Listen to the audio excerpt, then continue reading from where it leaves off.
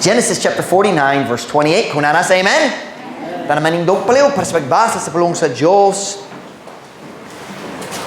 Pon-pon, ang Diyos mutugo ng kita na junior church pag-usab. Pero pagkakaroon, ang mga bata makapil dari uganan ko niyana. Mayo para nila makadungog sa pagwali sa pastor. Genesis chapter 49, verse 28. Si Jacob, nag-istorya nga to sa iyang 12 ka anak. Hapit na si Jacob mamatay. O kini ang iyang gisulti nga to sa iyang mga anak. Genesis 49, verse 28. All these are the 12 tribes of Israel, and this is it, that their father spake unto them, and blessed them. Everyone according to his blessing, he blessed them. And he charged them and said unto them, I am to be gathered unto my people. Bury me with my fathers in the cave that is in the field of Ephron the Hittite, in the cave that is in the field of Machpelah, which is before Mamre, in the land of Canaan, which Abraham bought with the field of Ephron the Hittite for a possession of a burying place. There they buried Abraham and Sarah his wife. There they buried Isaac and Rebekah his wife, and there I buried Leah. The purchase of the field and of the cave that is therein was from the children of Heth. And when Jacob had made an end of commanding his sons, he gathered up his feet into the bed and yielded up the ghost and was gathered unto his people. Messiah, verse 29. Og siya, kana si Jacob, misugo kanila, og miingon ngadto kanila, ako, pagatigomon, ngadto sa akong katawhan. Ilubong ako, uban sa akong mga amahan, dito sa langog nga nasa uma ni Ephron ang Hitno. Now skip down verse 33. Ug sa diha nga si Jacob nakatakos, balik na ko.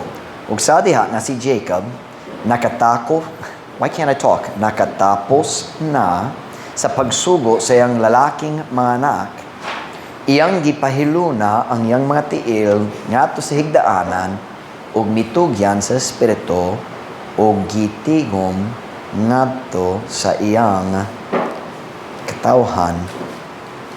So my message this morning comes from verse 29. Ako pagatigomon ngadto sa akong katawhan. Ako pagatigomon ngadto sa akong katawhan. Magampo na ta. Tayo ko mo makalingkod para sa mensahe karon. Lord Father, thank you for your goodness to us. Thank you for every person who's here. Now, Lord, I pray, God, you bless this message this morning. I pray you'd use it to adjust our thinking a little bit about this important subject. Lord, it's not a pleasant subject. It's not something we like to talk about, but it's something that's very much a part of life. So, mga ko, Ginoo nga, ikaw mutabang kanako, karon buntag nga mutabang sa imong katawhan, na maglingkod at ubangan ako. Paliw, Ginoo, tabangi ko karon. Fill me with your spirit, empower me, God, I need you. Help us, we pray, in Jesus' name. Amen. Pwede ka mo maglingkod. Dali sa atong teksto karong buntag, makitaan na to, ang usa sa pinakamatahong nga pamahayag sa tibok Biblia, kabahin sa hilisgutan sa kamatayon. Dili ta kasagaran maghuno-huno nga matahom, bisan unsa kung magastorya ta kabahin sa kamatayon. Pero para nako nindot gyud ni paminaw sa pamahayag ni Jacob. Siya nagtan-aw sa iyang 12 ka anak. Og kolma nga militok, I'm sorry, I'm struggling with my Visayan this morning. My mind's tired. Kolma siya nga militok ni ining mga pulonga. Ako pagatigomon ngadto sa akong katawhan. Una sa tanan, ganan kung mamatiktan ninyo nga wala siya miingon, ako pagakuhaon gikan sa akong katawhan. Hapit na siya mamatay. Hapit na siya kuhaon gikan sa iyang pamilya diri sa kalibutan. Pero wala siya misulti nga siya kuhaon gikan sa iyang katawhan. Iyang gisulti, ako mantigomon ngadto sa akong katawhan. Wala siya nag-focus niya nga biyaan, nag-focus siya niya nga anaa sa unahan. Alang ni Jacob, ang tao nga nagpaabot kaniya lapas sa lubnganan, nabuhi gayud sama sa mga tao nga hapit na niya biyaan. Para kaniya, nag-andam ra siyang maghimo sa sunod nga lakang sa kinabuhi. Ang pagtabok sa suba sa kamatayon, ngadto sa kinabuhi, ngadto sa yuta sa kinabuhing dayon, diin ang iyang tinuod nga katawhan nagahula kaniya. Ganahan kong mamatiktan ninyo ang iyang pagkakolma. Walay stress, walay kahadlo, just facts na lang. Hapit na ko mubiyat ninyo. Pero, naiuban, nagpaabot na ko sa unahan. Pagatigomon ko ngadto sa akong katawhan. Para kaniya, para ni Jacob, ang kamatayon, usa lang kabahin sa kinabuhi. Naidagang tao nga ganahan magkinabuhi, nga nagpakaroon ingon nga mabuhi ta hangtod sa kantoran. Pero dili tinuod. Kitang tanan, watch. Yesterday, si Jane talked about the cycle of life of a butterfly. Unsa bang cycle of life sa tao? Kita matao, kita magkinabuhi, kita mamatay. Kita matao, kita magkinabuhi, o kita mamatay. Kana man ang dalan nga malakwan sa tanang tao nining yutaa. Ang mga dato, mga pobre. Ang Amerikano, ang mga Pilipino. Kitang tanan maglakaw sa preyong nga dalan. Bisan sa atong kaptangan nining kinabuhiya. Mutumong ta sa kamatayon ug sa lubnganan. It's part of life. Kana man ang gisulti ni Joshua sa diyang hapit na siya mamatay diya sa Joshua 23. Would you turn there with me? Joshua 23 verse 14. Joshua 23 verse 14.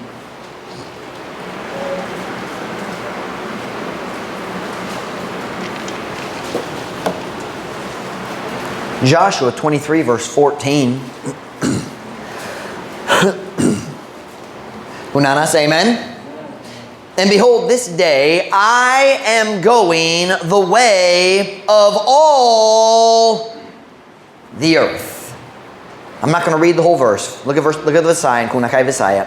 Og tanawa, niining adlawa ako nagaadto sa dalan sa tibok yuta. Si Joshua nakasabot. Hapit na ko mamatay.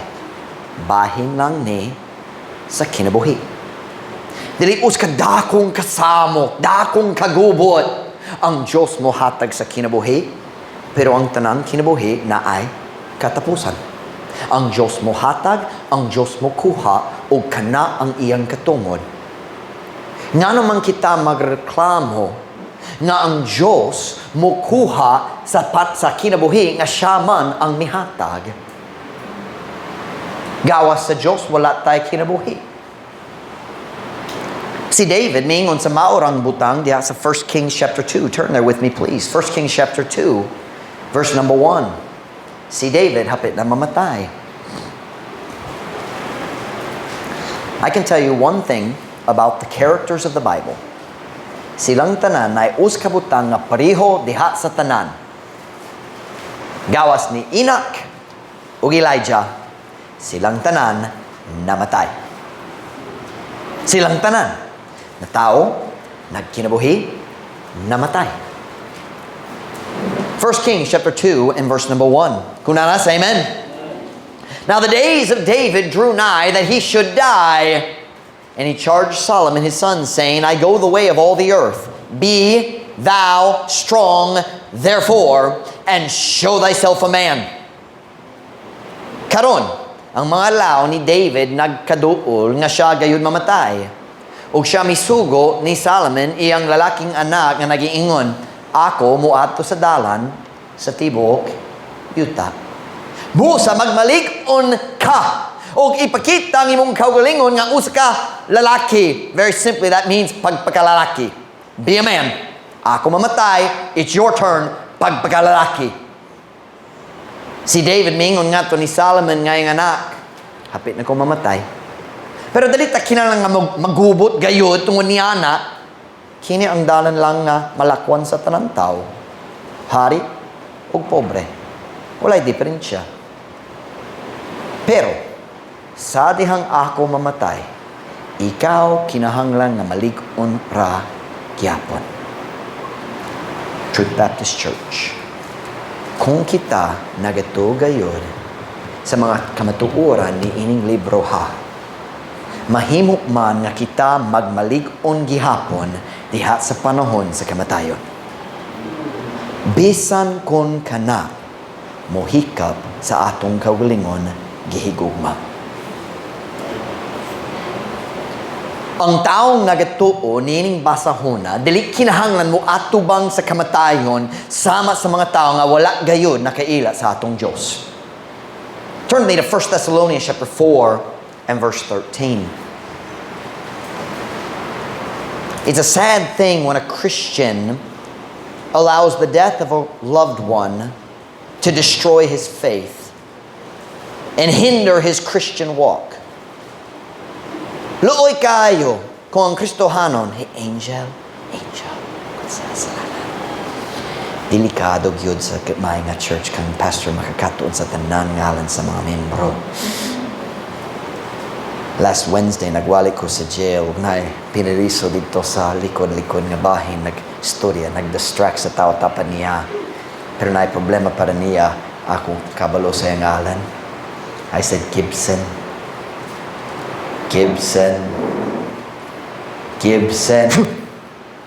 Paminaw palihog. It's a sad thing. Luoy kayo kung na'y Kristohanong naluwas. Pero mag-atubang siya sa kamatayon sa mga gigugma sama sa mga tao nga wala kaila sa Diyos. Dili angay. It's not right. Kung kaila gyud ta sa Ginoo nga mihatag sa kinabuhi, dali angay nga kita maghunong kabayan sa kamatayon sama sa mga taong nawala. 1 Thessalonians 4 verse 13. 1 Thessalonians 4 verse 13. Kung na say amen. But I would not have you to be ignorant, brethren, concerning them which are asleep. He doesn't mean natulog dito sa ilang higdaanan. He means natulog diha sa lubnganan. He means dead. Remember Jesus said of Lazarus, si Lazarus natulog na, o mga disciples na oh mayo, kung natulog siya, maulian na. Jesus said, patay na siya. Wala ka muna kasabot. But I would not have you to be ignorant, brethren, concerning them which are asleep, that ye sorrow not, even as others which have no hope. Apan ako dili buot nga kamo mahimong walay kahibalo mga igsoon, may tungod kanila nga nangatulog, aron nga kamo dili magkaguol, bisan ingon sa uban nga walay paglaom.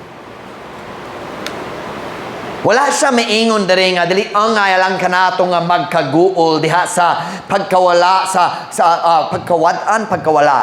pagkawad-an sa uska gigugma. Siyempre, sakto yun nga maghilak ta kung naitaw nga namatay na. That is part of life. Wala siya nagiyong nga dali angay nga magkaguol. Yang gisulti nga dali ta kinahanglan magkaguol sama kanila nga walay paglaom. Turn me to Proverbs chapter 14 verse 32. Proverbs chapter 14 verse 32. Daghang Bible verses karon. Proverbs chapter 14 verse 32.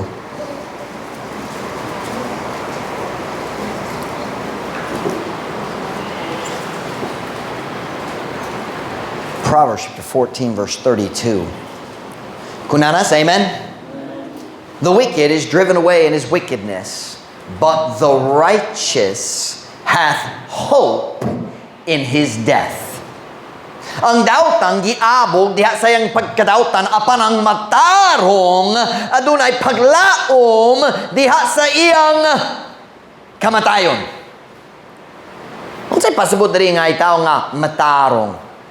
Paminan ako, naiusa lang ka paagi nga ang us ka magsasalang tao mahimong matarong atubangan sa Dios. Turn with me to Philippians chapter 3 verse 8. Unsaon nga ang uskang magsasala mahimong matarong atubangan sa Ginoo. Diha sa pananaw sa Ginoo matarong na siya. The Bible says ang matarong adunay paglaom diha sa iyang kamatayon. What does it mean to be matarong? Righteous before God. Philippians chapter 3 verse 8. Philippians chapter 3 verse 8. Yea, doubtless, and I count all things but loss for the excellency of the knowledge of Jesus Christ my Lord, for whom I have suffered the loss of all things, and do count them but dung, that I may win Christ, and be found in Him. Be found in whom?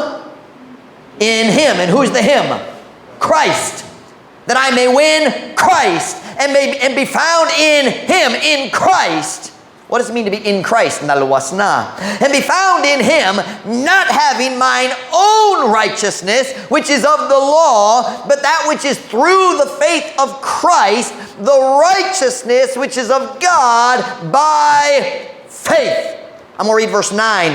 Og makaplagan, he's saying unta nga makaplagan. Og makaplagan diha kaniya diha ni Kristo nga wala nagabaton sa akong kaugalingon nga pagkamatarong nga iya sa balaod apan niyanang pinaagi niyanang pagkamatarong nga pinaagi sa pagtuo ni Kristo ang pagkamatarong nga iya sa Dios pinaagi sa pagtuo. Nganuman nga ang matarong nga tao nanay paglaom diha sa iyang kaugalingon kamatayon tungod kay naluwas na siya. The Bible used the word gipaka matarong, declared righteous, justified. Gipaka matarong na siya sa maghuhukam sa kalibutan o kabalo na siya sa siya mutumong. Na ay paglaom diha sa kamatayon kay gipaka matarong siya sa Dios tungod sa iyang pagtuo. You listen to me very carefully. Kung wala pa ka naluwas, dali ka makaluwas sa imong kaugalingon. It is God that justifieth. Ang Diyos ang magpakamatarong. Is that right? Is that the right word? Did I say that correctly? I lost it. I lost the proper pronunciation. Yeah, magpakamatarong. Sakto yun. Ang Diyos ang magpakamatarong. O kinsa ba? Siya nga mutuo diya sa sakripisyo ni Jesus Kristo lamang. Why does the righteous man have hope in his death? He's saved. Naluwas siya. Kabalo siya sa padulong. Kabalo siya sa katapusan sa iyang panaw. Si Jacob, sa atong teksto karon nagtan-aw sa iyang 12 ka anak, nga hapit na biyaan niya. O giyang gisulti, ako pagatigomon ngadto sa akong katawhan. Kabalo ba ka kung unsay ang gisulti? He's saying, ako na iprente nga wala manderi sa kalibutan. Ako na iprente nga nagpaabot kanako dito sa paraiso. Diin kami mag-family reunion hangtod sa kaangturan. That's what it means to be gathered to your people. Mag-family reunion ni dito sa langit hangtod sa kaangturan. Once in a while, usahay lamang, ang pastor kinahanglan magpainumdum sa iyang katawhan nga kita nga nangaluwas na. Dali na angay nga maghuno-huna kabayan sa kamatayon sama sa mga tao na ining kalibutan. You listen to me very carefully. Death is not your enemy. If you are saved, death is your friend. Kay kana ang pultahan ngadto sa family reunion dito sa langit uban ni Jesus ug ang mga taong nag-una nimo hangtod sa kanturan. Usahay ang pastor kinahanglan magsulay nga mo adjust sa hunahuna sa iyang katawhan kabahin sa kamatayon aron dili ta mawad-an sa paglaom kung ang kamatayon mobot. Ang kamatayon usa lang kabahin sa kinabuhi. Usa lang kabahin sa kinabuhi. Jacob said, ako, Pagatigomon, Ngadto sa akong katawhan. You see, listen, sometimes I think we can get confused about the people in the Old Testament. Si Jacob nakasabot nga naay kinabuhi human sa kamatayon. Si Jacob nakasabot nga naluwa siya pinagi sa pagtuo. There is much they understood that we don't think they understood. He said, akong parente, naghula. Kabalo ko, si Abraham, akong lolo. Si Isaac, akong papa, nagpabot na ko. Mag-family reunion, me. Pwede ba kumuhatag kaninyo sa uska simple nga ilustrasyon na rumutamang na to ang makasabot niya nga panaglitan? Kung panaglitan, ako mag-decision nga kami ni Ma'am Ruth ug among mga anak mo adto sa US aron mo bisita sa akong pamilya. Ayaw kabala ko ako'y plano pasing 2057 mo ato me. And na mga tao mga tanak, kung ka mo balik sa US? Ako kabalo, di ko ganahan. And diri rako. And pero kung panaglitan, mag-decision mi nga mobista sa US, mobista sa akong pamilya. Nianak nga panahon, nianak nga pagbiyahe na duha ka grupo sa tao. Naay mga tao diri nga mingaw na mo, basing dili ako, dili ka mo magmingaw sa pastor, pero ni Ma'am Ruth, mga anak. Pero naay mga tao diri nga mingaw na mo, ug mag-uo nga sila biyaan na mo. Pero napor ang mga tao dito sa States nga malipayon gayud nga maghula sa among pagabot. Kana manggod ang perpekto nga ilustrasyon sa kamatayon. Naay taong biyaan nga mag-uol ug naay taong makit-an nga malipay. Are you listening? Kini mao ang rason ang Dios nagtawag sa kamatayon sa matarong nga bililhon. Did you know God calls death precious? Bililhon. Dako og bili. The word precious is feeling of beautiful and valuable. Matahom og bililhon. Turn with me to Psalm chapter 116 verse 15. Psalm chapter 116 verse 15. Psalm chapter 116 verse 15.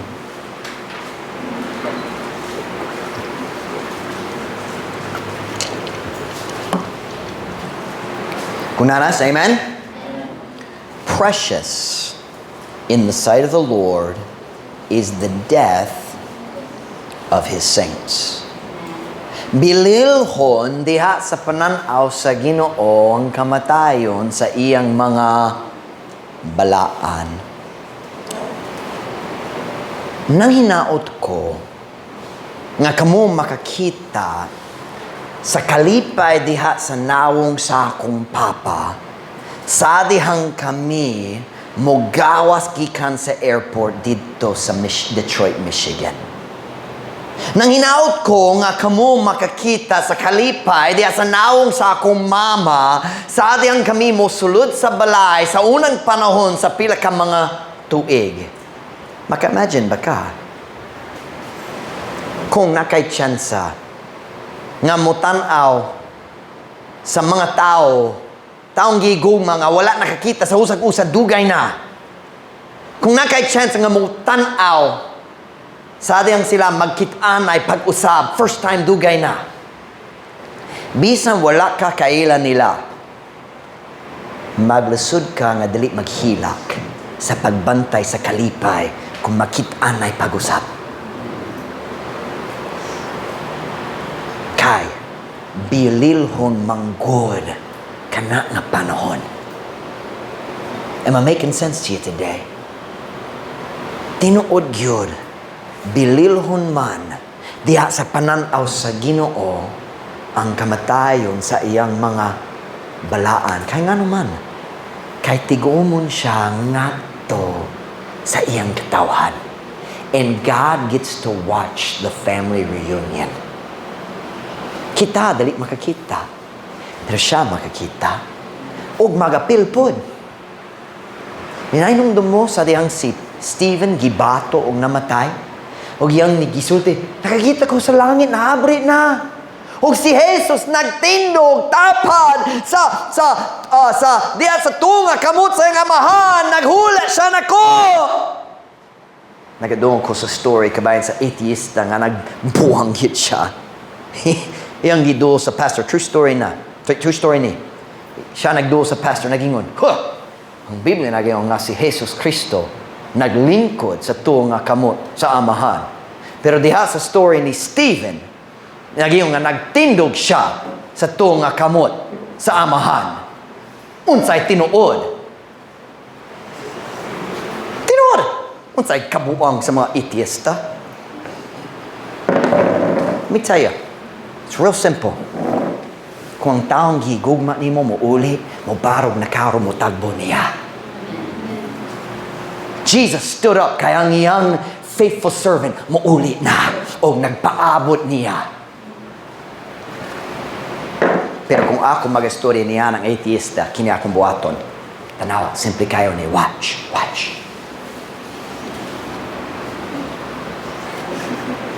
Kaya ni mo ka na, pasin si Jesus po. Buang.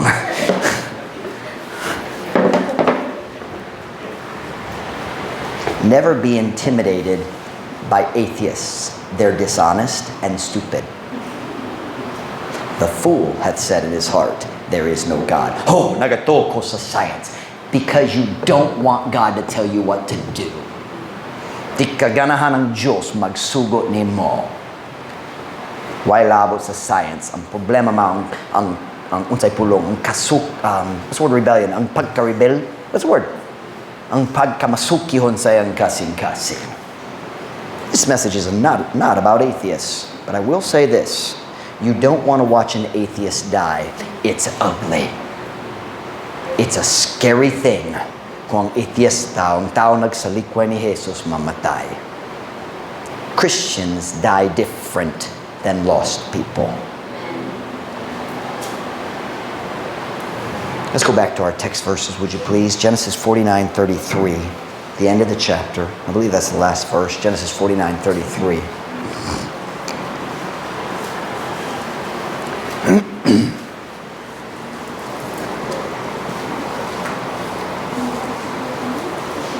Genesis 49:33. Kunanas, amen? And when Jacob had made an end of commanding his sons, he gathered up his feet into the bed and yielded up the ghost and was gathered unto his people. Ug sa diha nga si Jacob nakatapos na sa pagsugo sa iyang lalaking mga anak, iyang gipahilo na ang iyang mga tiil ngadto sa higdaanan ug mitugyan sa espiritu ug gitigom ngadto sa iyang katawhan. Oo, naay taong gibiyaan nga naguulman. Pero napay ubang tao nga nakit-an na pod. Unsaon ni bisang kinsa sa paglimod nga kana usa ka bililhong panahon. He was gathered to his people. Karong bunta, ganang kumuhatag kaninyo pipila ka practical nga makatunan alang kanato karon kabay ni ining nga hilisgutan. And I really feel like I need to add a number 1 point, and so I'm going to do like I did the other night. I'm going to have 4 points, but I'm not sure how to put it into good Visayan. But I'm going to start with point number 1, talking about death and being gathered to your people. Let me see if I can figure this out. Number 1, English una. Kaya wala ko nagplano da, and I just feel like God wants me to say this. Number 1, as we think about death and the beauty, yes, naitaong gibiyan, pero naitaong nga nagpaabot. Statement number 1, English. Don't allow relationship problems to go on. Ayaw, let's see if I can make this sense. Ayaw pagtugot ng mga problema sa relasyon mulungtad. Can I say that? Ayaw pagtugot, wifey. Ayaw pagtugot ang mga problema sa relasyon na mulungtad. Lungtad. Sa niyo, lungtad, magpadayong adugay kayo. You listen to me very carefully. Kana nga igagaw. Kana nga igsuon. Kana nga kinikana nga misakit ni mo. Nalagot pa ka kaniya. Dali ka mag-story niya. Magbugnaw ka kaniya. You listen to me. Wa ka kabalo kanusa siya tawagon sa Diyos. Ang pinakapait nga pagmahay anadiha sa hayap sa pamilya nga naghawid sa kalagod. Kaligot-got. Nga naman wala ko nag-sorry kaniya samtang buhi pa. Ay, listen to me. Ayaw, let's go and get that on the board, wifey. Ayaw pagtugod sa mga problema sa relasyon nga mulungtad. Kung naay pakiglalis, pag-sorry, pagpangayo o pasaylo aron maulian ang relasyon. Kay wa kakabalo unsa pagkadugay makig-uban kamo. Masuko ka sa imong papa? Thank you, God. Nasuko ba ka sa imong papa? Nalagot ba ka sa imong igsoon? Naghawid ba ka sa kaligut-gut batok sa laing membro sa church? Buhii ka na. Ayaw paghula hangtod sa haya. Kay ulahin na. Are you listening to me? It's a hard thing. Pait kayo kung musulod ka sa uskahaya. Kung na mga membro maglingkod diri, dali magasturi sa mga tao diri. Pero kinahanglan magtigong kay na ay parentay namatay. Pait mang good. O dili angay nga may tabo diha sa mga pamilya sa Kristohanon. Christians make peace. Christians forgive. Kay kita pod gipasaylo na.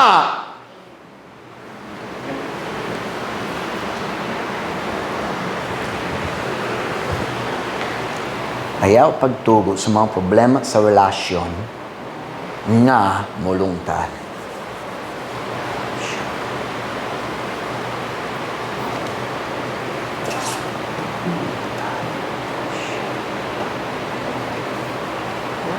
SY. Relasyon. SY. Statement number 2. The rest I've given Mama Ruth in advance. I just felt like I needed to add that point. Kinsay kinahanglan pasayloon nimo karon buntag. Pasaylowat na karon. Number 2, my number 1, your number 2. Unsa atong makat-unang gikanini nga kamatuoran, ang kamatayon bahin lang sa kinabuhi. Number 2, sorry. Pagpaluwas sa imong parente samtang ang higayon na apa. Wala ta kabalo unsa pagkadugay ang atong gigugma mabuhi. Ayaw paglangan sa pag-share kaniya. Nakay lola wala pa naluwas. Hatagi siya og tsansa. Basig dili siya maminaw nako, pero hatagi siya og tsansa. Kung maimpyerno siya, ayaw pagtuo ang kanamay tabo tungod kay gipasagdaan siya nimo. Mahadlok ko. Hatagi siya og tsansa. Dada ang track. Pagbista kaniya na siya. Lola, nanay, mama, papa, gaw, bisang kinsa. Dili ko uskat tinud nga higala, kung dali ko magsulay, mag-share kanimo kabahin ni ini, ako naluwas na o ganang ko nga ikaw maluwas pod, pwede ko mag-story nimo. The Bible says in Psalm 49 verse 7, ako rin mubasa para sa time, none of them can by any means redeem his brother, nor give to God a ransom for him. Kini nagastorya kabayan sa mga daotang Ngadto.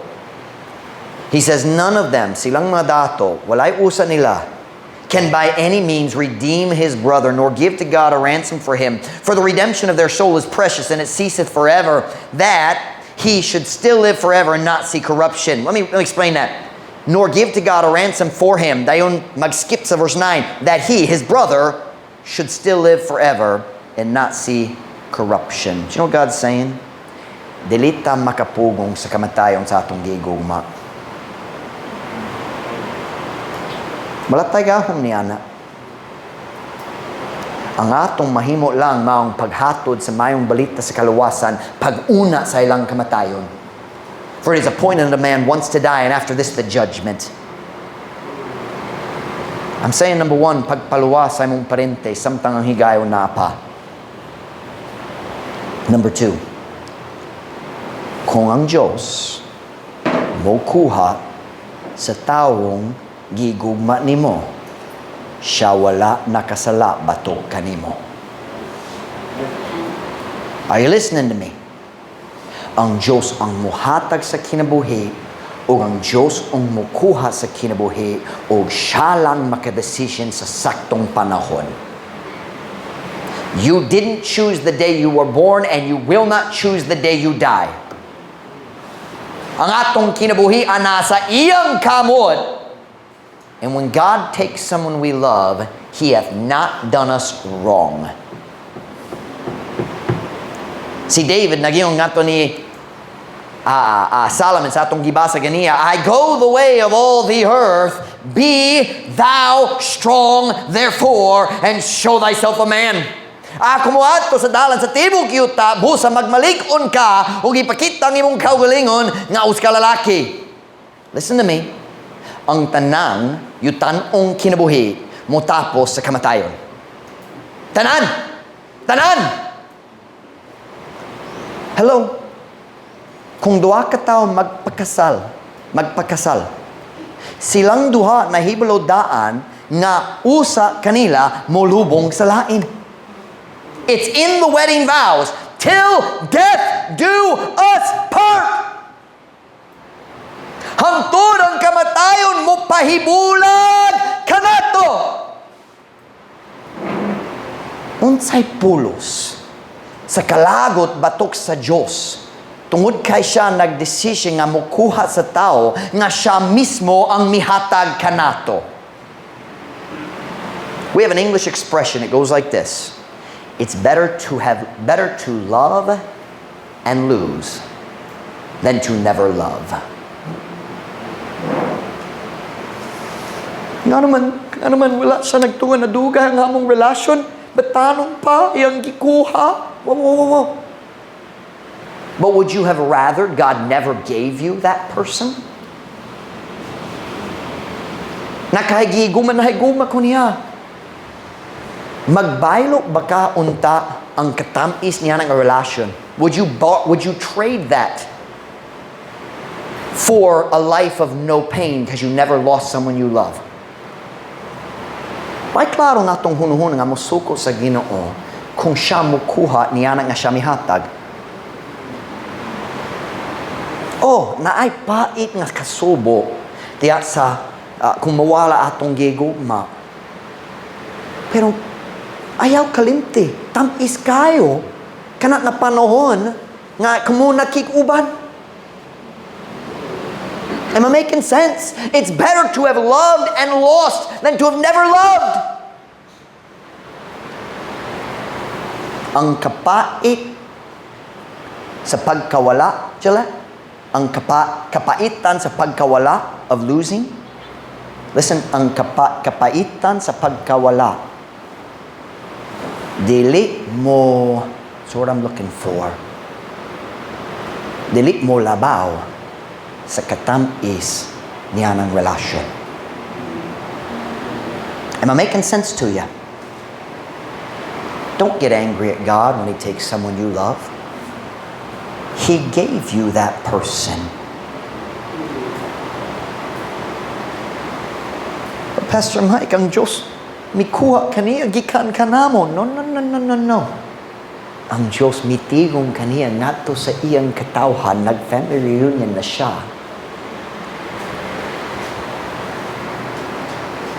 Kita biyaan, pero sila magkit-anay pag-usab.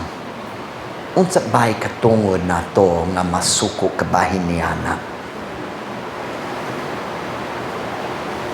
Ang Diyos mikuha lang niyana nga siya man nihatag. Truth Baptist Church, paminaw na ko karon. Kung nagatog ayud ta ni ining basahona, ang kamatayon sa gigugma nato, dili kinahanglan moguba sa atong mga kinabuhi nga anaa pa. Kung naay gigugmang mamatay, kanadali ang katapusan sa atong kinabuhi. Kinahanglan pa ta magpadayon nga magkinabuhi. Siyang nila malangit, kita wala pa. Napay tao kinahanglan maluwas. Napay pamilya nga kinahanglan sa imong gugma. Pagkadalo sa tao na malagot sa Diyos tungod na gigugmang gikuha, as you listen to me, kung malagot ka sa Ginoo, muguba pud ka sa tanang relasyon nga napa. Kana nga kalpungot batok sa Diyos, momansa, modaot sa tanan relasyon dari sa kalibutan.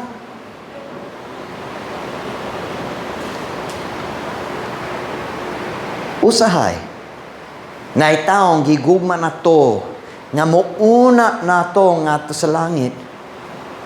Pero sa dalit madugay, kita mo apas kanila. Nga naman malagot ta karon samtang maghula.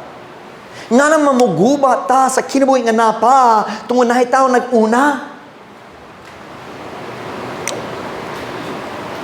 Sa dalit madugay, kita pod mo pil sa family reunion nga mulungtar hangtod sa kanturan.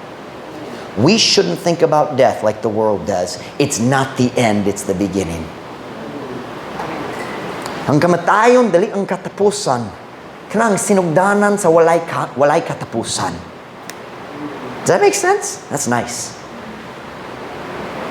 I said number 1. Well, number 1's on the board. It's not in my notes.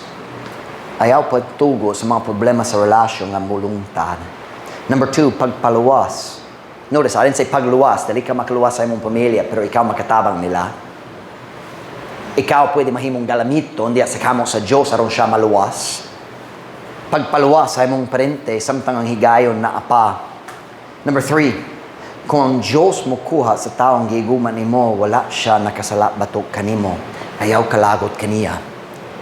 Ug number 4, pag kinabuhi karon, alang sa mga butang nga mulungtad lapas sa lubnganan. Pag kinabuhi karon, alang sa mga butang nga mulungtad lapas sa lubnganan. Si Peter nagsulat diha sa 2 Peter 3:10, ako rin mubasa, but the day of the Lord will come as a thief in the night, in the which the heavens shall pass away with a great noise, and the elements shall melt with fervent heat. The earth also and the works that are therein shall be burned up. Kini nakastorya kabayan sa human sa rapture, human sa tribulation, human sa millennial kingdom, sa ang Diyos maghimo sa bagong kalibutan o bagong langit. Unsa ang gisulti ang mahitabo sa mga butang nining kalibutana? The elements shall melt with fervent heat. The earth also and the works that are therein shall be burned up. Ang mga butang, mga tunaw, gumikan sa hilabihan nga kainit. Ang yuta usab, ang mga buha nga na niini pagasunugon. Verse 11, seeing then that all these things shall be dissolved, what manner of persons ought ye to be in all holy conversation and godliness. Unsay pasbot niya na? Kung makasabot ta ang tanan nga iya nining kalibutan na matunaw pohon-pohon, what should that tell us to do? Magkinabuhi ta alang sa mga butang na mulungtad. What manner? That means klase, matang. What manner of persons ought ye to be? The answer is very clear. magkinabuhi ta para sa mga butang na walay katapusan. Jesus said to his disciples in John 15:16, "Ye have not chosen me, but I have chosen you, and ordained you that you should go and bring forth fruit, and that your fruit should remain, and whatsoever ye shall ask the Father in my name, He may give it you." Kamo, wala mipili ka na ako, apan ako ang mipili kaninyo, mitudlo, the word mitudlo is like me ordina, me appoint, kaninyo, aron kamo gayon, mangadto og mamunga, ug aron ang inyong bunga magpabilin gayud, or maglungtad gayud. Naidakang Kristohanong karong nga nagausig sa ilang kinabuhi diya sa paggukod sa mga butang na pagatunawon sa dili madugay. I'm saying today, live for the things that last. 100 years gikan karon, na usa lang ka butang nga importante. O duha ka butang. Number 1, naluwas pa ka. And number 2, kinsa bikuyog nimo ngadto sa langit. Nothing else is gonna matter. Ang kadako sa imong balay, dili na importante. Ang kanindo sa imong sakyanan, dili na importante. Ang kadaghan sa kwarta, salud sa imong bank account, dali na importante. Unsa imong gibuha para sa gingharian sa Dios nga naglungtad pa. Pwede ba kong mga tanak ninyo? Nagkinabuhi ba ka lang sa mga butang nga mulungtad? O nagausi ka sa imong kinabuhi alang sa kabtangan o kalingawan ni ining kalibutana? Mga tanak, naluwas na ba ang imong gigugma? Kana ang importante, pohon-pohon. Kinsa kinahanglan na sharean nimo? Maybe I should ask this, ikaw ba naluwas? Kung ikaw ang mamatay, kung karon mga adlaw nga gitakta sa Dios alang sa imong kamatayon, ang Dios mo tawag sa imong ngalan karon, malangit ka? Mamampyerno hangtod sa kanturan. Kung wala pa ka naluwas, ayaw pagpauli hangtod maluwas ka. Kay wa ka kabalo kanusang adlaw sa imong kamatayon. Kung nakay parente wala pa naluwas, pag-share kanila samtang napay time. Paminaw. Okay naman, paminaw. I think mag-appeal lang siya sa service. Welcome, boss, man. Nailang karanan, lingkod-lingkod sa palihog. Hapit na tao man. Ug last, kung nakay gigugma nga kuhaon sa Dios, malagod pa ka kaniya. Pag mahinumdum ba ka nga ang Dios, nga ang kamatayon, uskabahin lang sa kamatayon.